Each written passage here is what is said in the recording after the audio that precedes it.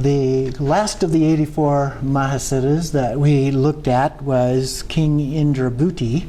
And in that story, you may recall that he had a sister who was promised to somebody else in another kingdom as a way of kind of making peace between the kingdoms, which was fairly common in ancient times.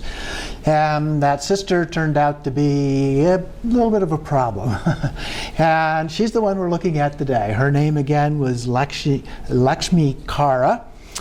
Sometimes referred to as the Mad Princess. Her name literally translates as she who makes fortune. So there's a nice aspect to this as well. And so she is one of the few female Mahasiddhas. So there are some female Mahasiddhas. Mahasiddha is an enlightened yogi or yogini. And so in this particular case, we have a person who was born and lived around Odiyana, around the time of Padmasambhava in the 8th century. She's associated with Vajravarahi, and there are 2 texts that are attributed to her. And she also wrote songs and poetry and that kind of thing. And she encouraged Buddhist practitioners not to disparage women. She made a big important thing of that, and to even worship women from all castes, and to realize that women embody non-dual wisdom. And that certainly is a part of the way the tradition has come down to us. So she was influential. She worked with people of the lowest caste, and because yogins yoginis are embodiments of female deities, it is said that they can eat, or she said they can eat, do whatever they like, and go wherever they choose. No rules here. She was considered to be one of the founding mothers of Tantric Buddhism. So a very influential individual. So let's look at the story here. So in the realm of Odiyana, King Indrabhuti was there, had his kingdom, and King Jalendra of Lankapuri. Lankapuri actually is Celon, and we know it today, or more modern times as Celon. Betrothed his sister to Lakshmikara at the age of 7. Now, when they did this, they often didn't leave the household and go and live with the male, but they would stay with their own family until they were older, and then they would go, which is what she did here. So she was an extraordinary being. From birth, she had been blessed with all the qualities of the elect. She had been, every delicacy had been attributed to her. She was brought up at an early age. Teachings of Guru Kambala and other masters were endowed to her, and she had full understanding of many tantras. She was too young to leave home, as I mentioned, and so the actual marriage ceremony itself didn't take place until she was 16.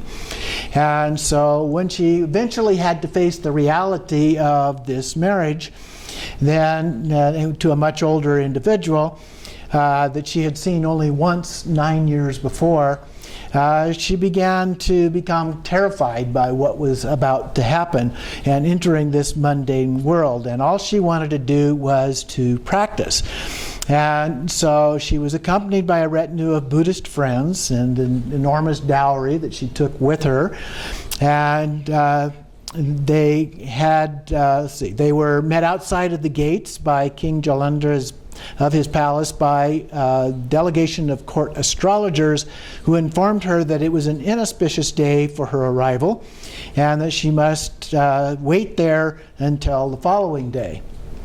Well, she was already kind of distressed and uneasy by this whole affair, and so she had looked forward to a kind reception and felt that she was being harshly treated and fell into a depression.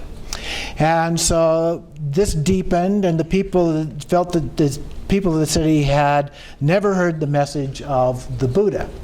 And so suddenly, in a distance, there was this great clamor of horns and baying dogs and horses and so forth of a royal hunting party that came galloping past.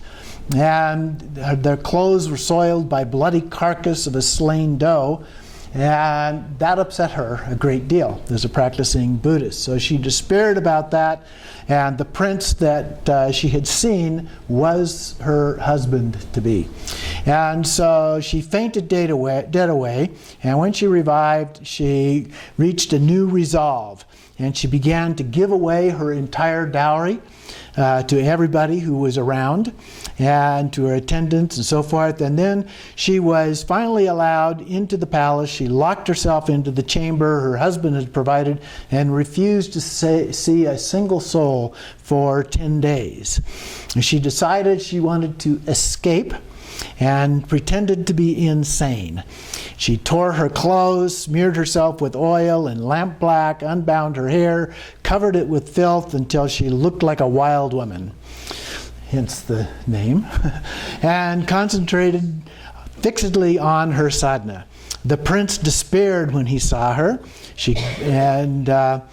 He summoned the royal physicians to examine her. She greeted them with hysterical screams, hurling oil lamps at them, hairbrushes, anything else she could grab hold of, attacking them with her teeth and fingernails and so forth. So a message was sent to her brother, King Indrabhuti, and so they did not understand, as he clearly did, that the sister was doing what she was doing was demonstrating her revulsion for samsara. He was ashamed that her spiritual growth had far outstripped his own. Okay, so her brother was aware of how far she had gone then. And then the guards then left. She crept out of the room, slipped down the back stairs, hid among some piles of trash and garbage, escaped through the back gates, and then the sweepers came to collect the refuse. And so she went to a cremation ground, typical of dakinis, and renounced the world to become a yogini. And she lived by scavenging for food that was thrown out for dogs, and her determination was unswerving. For 7 years she lived in this manner and attained siddhi.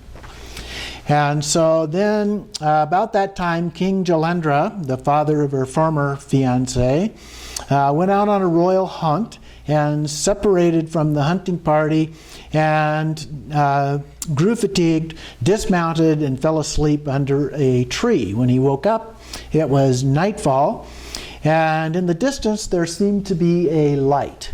And he was drawn to the light, and he went toward it and discovered the mouth of a cave. And then a wondrous sight met his eyes. Seated on a jeweled throne was Lakshmikara, her body glowing with golden radiance, and suffused the cave with light. She was surrounded by a circle of adoring goddesses. A deep and abiding faith blossomed in the king's heart, and he remained there all night watching the events in this magical cave. And then the next day, he caught up with the hunting party, who had been frantically searching what happened to the king. Where did he go? And he could not keep himself from returning to the cave at time after time. And then finally one night he could bear the secrecy no longer and entered the cave and prostrated himself to the king.